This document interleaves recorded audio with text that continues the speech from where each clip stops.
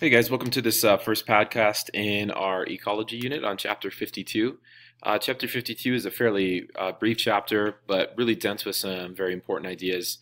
So make sure that you read through every one of those sections and get the big ideas here down. So this should just be a little bit of a primer and an introduction to what chapter 52 is really all about.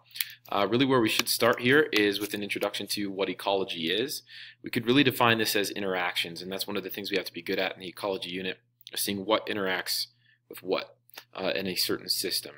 So again, just a definition of ecology is the study of interactions among and between organisms and their environment. That's known as ecology. So we're not just looking at living things interacting with one another and how they interact, but also how the environment around living things can drive their behaviors and diversity in systems.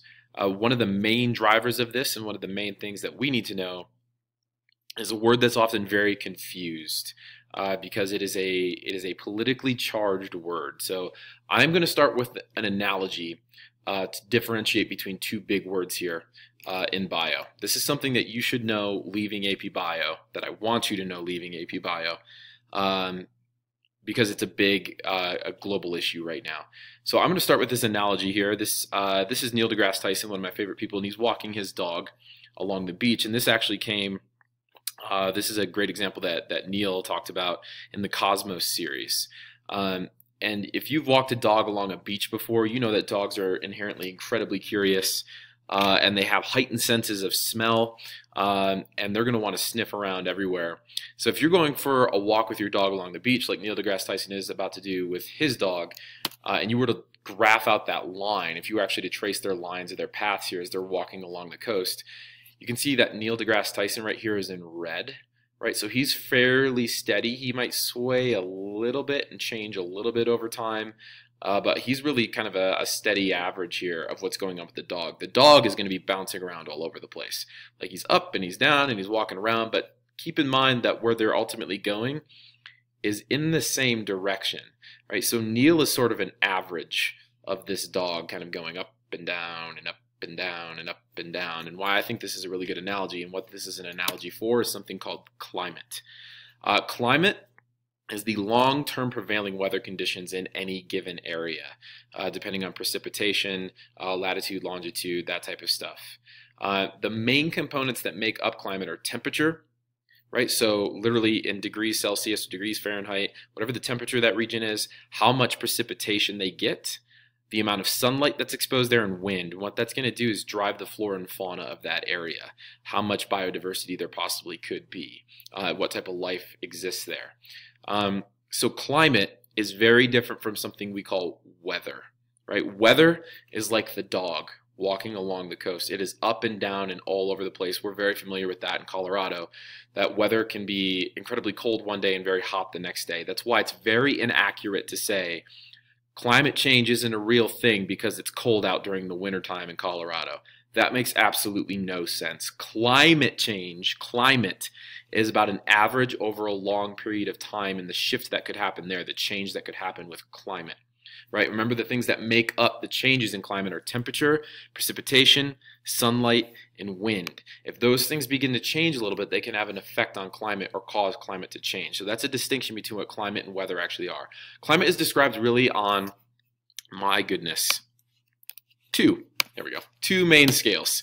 The main scales here are macroclimate patterns, in which we're looking at, that could be global, regional, or even just the local level, but a good example of what a macroclimate or big climate patterns might be is changes in the angle of the sun, or changes to bodies of water, or how mountains actually impact climate. Those are really big factors that can change climate. Microclimate are the other types of climate scales. These are fine scale variations, like the amount of sunlight or temperature variations or changes that might happen in a region. I've got a good tangible example here. We'll get to this as we talk about conservation biology and global change, our last chapter in ecology. We'll talk more about this, but I've got some examples of climate and how climate change is starting to impact things in biology, and maybe some things that you could look forward to in a career, and the types of studies you could do. We're very familiar with these in Colorado. They're aspen trees. You can tell because of the way that they are. Something that's interesting about aspen trees is they're genetically all very similar to one another. This is Pando, this example that I have here, which is a clonal colony of just a single male quaking aspen. It's the largest organism on Earth. They're genetically identical because of the way that they reproduce. The way that they'll reproduce is there'll be a large latitudinal root system that will shoot off here, and then you'll just have a bunch of genetically identical aspens that will grow up from that root system. These things are really starting to die off, and when they're dying off in large numbers, they're calling that sudden aspen decline, or SAD, an incredibly appropriately named acronym here.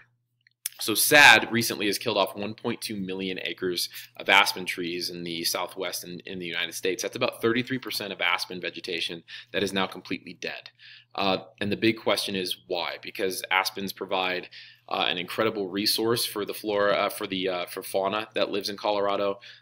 They're a huge part of the ecosystems of Colorado and the southwestern United States. So this is something that we should care about. Why are they suddenly dying? So what we're looking at here is some data from NOAA, in which we're looking at annual global temperature. So this is degrees Fahrenheit relative to the 20th century average. And then what we've also got here is time, going from 1880 all the way to about 2010. And you can see if we draw a line through this, which is something like climate, what we can see is that we have an increase in annual global temperature. That's combined land and ocean. We're increasing in temperature, so we're increasing on macroclimate scales here. Well, how does that impact the aspen trees? Like, how can we make that sort of connection to say that, okay, we have a few degrees warmer in temperature, how could that actually cause a change here?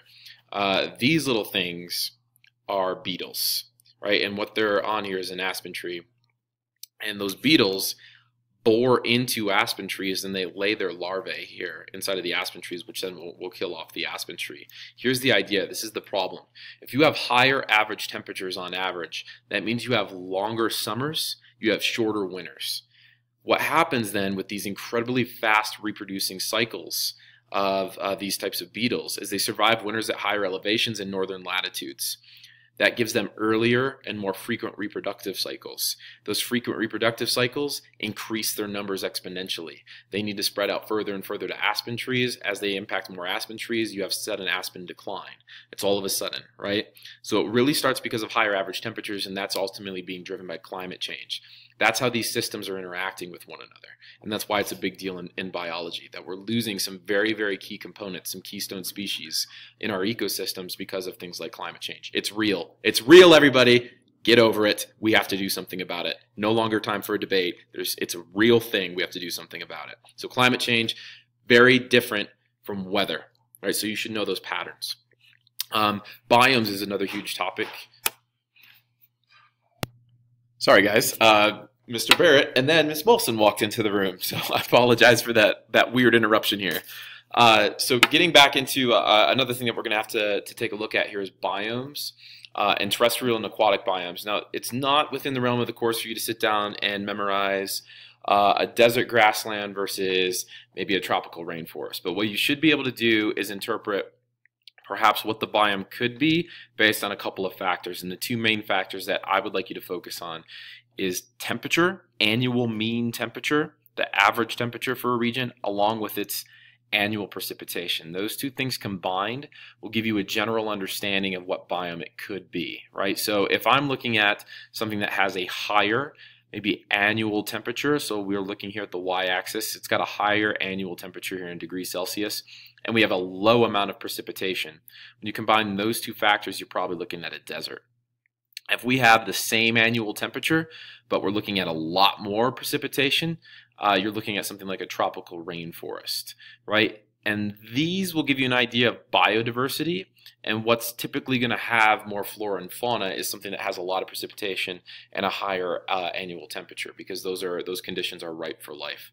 Things that are lower in temperature and lower in precipitation are going to be very barren when it comes to flora and fauna, like the Arctic or the tundra. So that's what you should be able to do, is anticipate what it could be in terms of biodiversity and what biome it could be depending on the annual temperature and the annual mean precipitation. An example of maybe an aquatic, a marine ecosystem, a marine biome that we could talk about that you'd need to know is the coral reefs, just because they are absolutely filled with biodiversity. This also impacts a little bit, and what we'll discuss is what's happening with climate change here and these ecosystems, which are just so biodiverse. What's happening is a lot of CO2 is starting to get sunk into water, and as that happens, you start to form acidic water conditions, and that's bleaching and killing off the coral reefs, which is destroying ecosystems right now. So we're losing a lot of that biodiversity. The last thing that you should look at in this chapter and pay attention to is biotic versus abiotic factors. This is a pretty big deal here. So what we're looking at when we have anything that's a biotic factor is something that is involved with directly in a living thing, some living factor. This could include behaviors as well as interactions with other species, like predator-prey relationships. Those are biotic factors, how organisms are interacting with one another. Abiotic factors are the non-living components of an ecosystem that are chemical and physical. So things like carbon dioxide or precipitation or temperature, water, salinity or the amount of salt somewhere, sunlight, how much sunlight is getting exposed, soil, all the things that are non-living but can have an impact on an organism. Those are abiotic factors that can drive changes in the system or have impacts on the system. So you should be able to look at something like an image like this and be able to pick out a biotic factor. Well, what's some of the biotic factors here?